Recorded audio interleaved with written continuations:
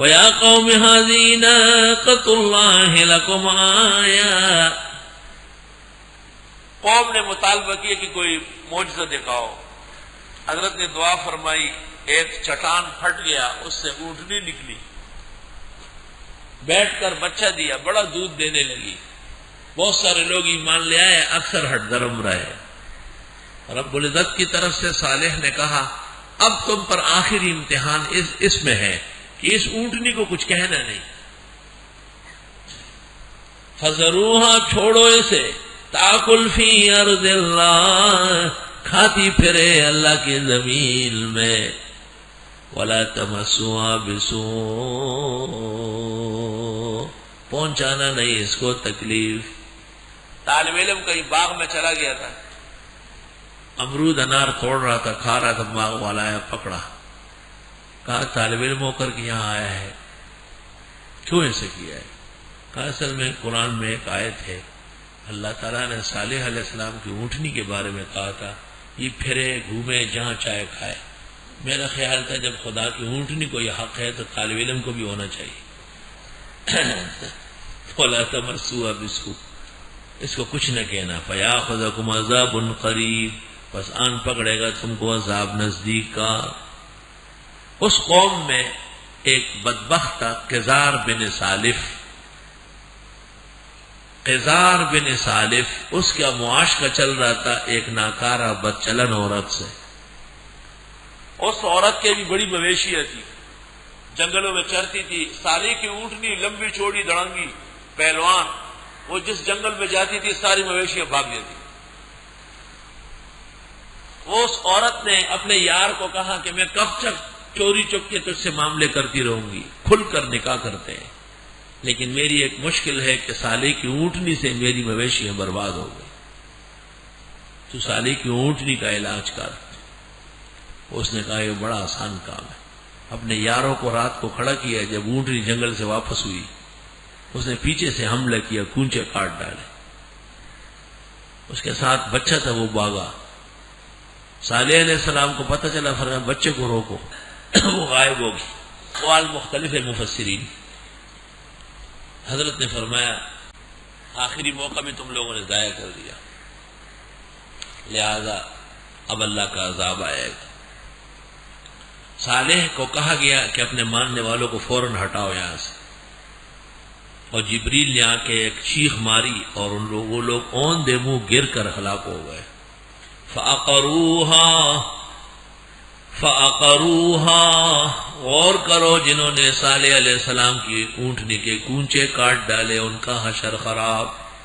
جنہوں نے پورے نظام اسلام کو اور دینی طلباء کو سر قلم کرایا ہے.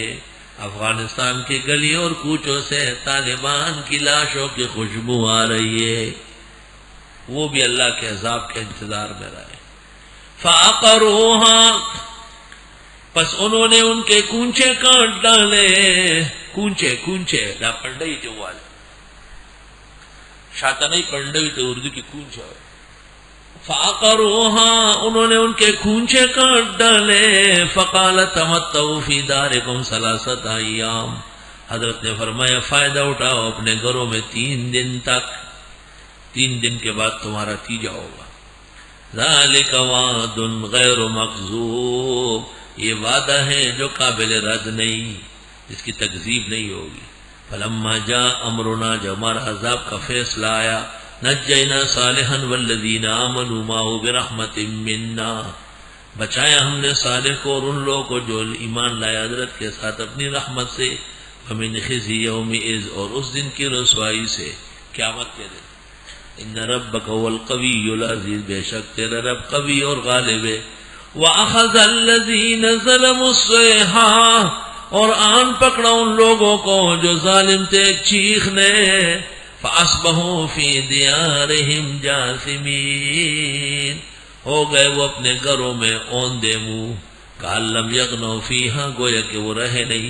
أَلَا إِنَّ ثَمُودَ كَفَرُوا رَبَّهُمْ یاد رکھو بے شک سمودیوں نے بھی کفر کیا طرف کا. أَلَا بُعْدًا لِّثَمُودَ خبردار پٹکار ہے سمودیوں کے لیے. قوم ہود اور صالح کے بعد سب سے بڑے پیغمبر روئے زمین و عراق کے وہ ابراہیم علیہ السلام ہے۔ وَلَقَدْ جَاءَتْ رُسُلُنَا إِبْرَاهِيمَ بِالْبُشْرَى، یاد کرنے کا ہے جب آئے تھے ہمارے فرشتے ابراہیم علیہ السلام کے پاس خوشخبری لے کر۔ اللہ، قالوا سلاما، فرشتوں نے کہا السلام علیکم، قال سلام، حضرت نے فرمایا وعلیکم السلام، فما لبثا، حضرت ٹھہرے نہیں، ان جاء بعجل حنیذ، کہ لے آئے بچڑا بھونا ہوا۔ آہا، ابراہیم علیہ السلام کے گھر پر 4 مہمان آئے، بڑے خوبصورت حسین جمیل معزز لوگ۔ ابراہیم علیہ السلام نے ان کو بیٹھک میں بٹھایا اور اندر گئے، گائے کا ایک بچڑا تھا، اس کو بسم اللہ اللہ اکبر ذبح کر کے، کا چمڑا اتارا، بوٹیاں کر کے، جو چیزیں جلدی تیار ہو رہی تھی جیسے دل، گردے، کلیجی، اس کو بھون کر کے لے آئے، دال موڑ اور وہ جو آپ رکھتے نا چھولے وولے، توازو کا پہلا سامان، حضرت نے اس میں گوشت رکھا، فوراً تیار ہو گیا۔ یا اللہ، دوسری جگہ ہے کہ فجاء بعجل سمین، گھی میں تلا ہوا، تو جو پہلے تیار ہوتا تھا وہ پہلے آیا، اور جو گھی میں پکتا تھا وہ ذرا دیر سے، اس لیے وہ سورۃ زاریات میں آئے گا 27 پارے میں، اس میں دیر لگتی ہے۔ واہ واہ واہ، اس سے پتہ چلا کہ جب کھانے کا وقت ہے تو مہمان سے پوچھنا نہیں چاہیے کہ کھانا کھائیں گے، تو وہ کیا کہے گا، نہیں کہا اچھا چلو تو نہیں کھا، چائے پی لو، تاکہ رات تک کھانا کھا ہی نہ سکے۔ ہمارے ہاں ایک علاقہ ہے، وہاں سے لوگ آتے تھے، درمیان میں کشتی چلتی تھی، تو وہ کہتے تھے روٹی بھی تیار ہے، کشتی بھی تیار ہے، تو مہمان شرم کے مارے کہتا کہ پھر کشتی ملے گی نہیں، چلو میں بیٹھوں اس میں جاؤ، نہیں یہ طریقہ نہیں ہے۔ وہی نیاز دی، پیاز دی، خوپا نیاز دی، محبت اور اکرام مہمان کا انبیاء کے اخلاق میں سے۔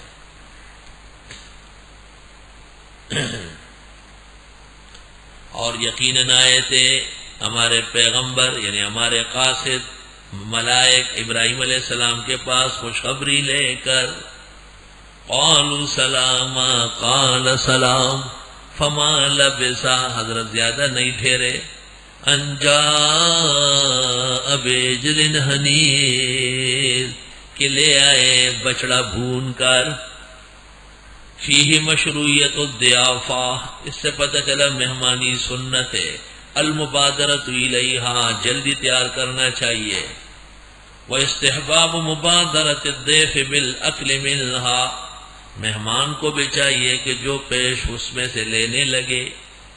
الاکلیل صفحہ 128۔ مہمان کی مہمانی سنت طریقہ ہے۔ اللہ